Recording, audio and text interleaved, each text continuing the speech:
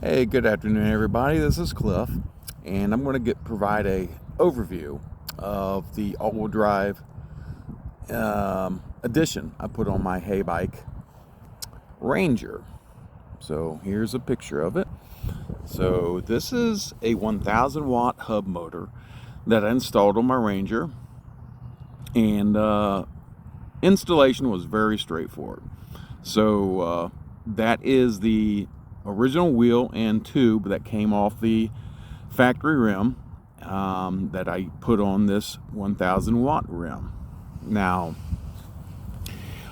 on my controller, it's inside this bag right here, and it's a little larger than the factory hay bike controller, but that was the place I decided to put it. You can put it anywhere you want.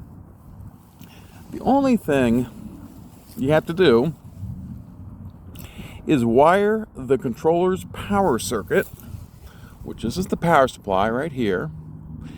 And what I did is your factory controller is inside this box right here. So you take a few screws out on the other side, pull out the controller, splice the wires, the power wires of the factory controller and the new controller together, and that hooks to the bottom terminal of the battery.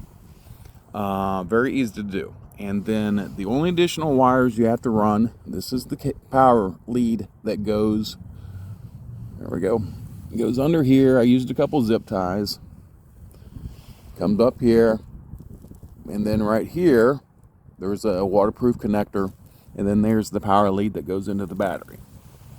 In addition to adding that, and by the way, it's a plug and play, there's not much else you have to do.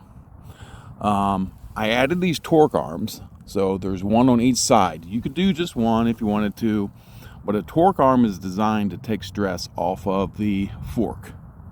So you won't spin the wheel out of the fork or round out what holds it in the fork. So add some torque arms to it, and then the throttle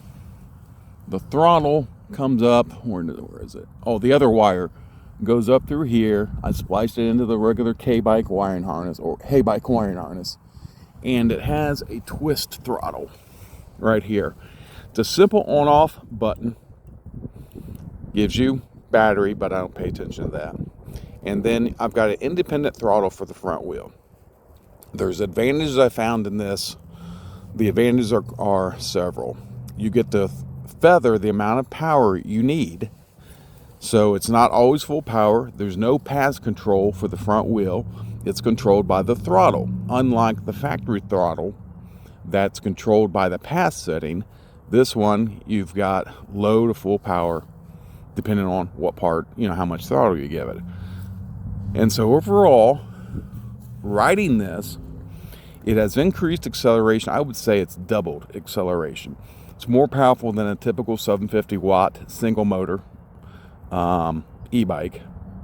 And top speed, it got a little better. It went from about 22, 23 mile an hour top speed to now it's about 28, 29 miles an hour.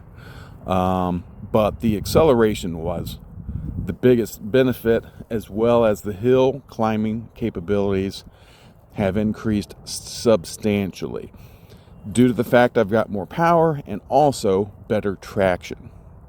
So I've ridden this in snow. I've ridden this on mountain bike trails, and before, where it wouldn't even go up a hill on the mountain bike trail, I feather the front wheel, and it provides enough power for the back wheel to continue to provide power and turn.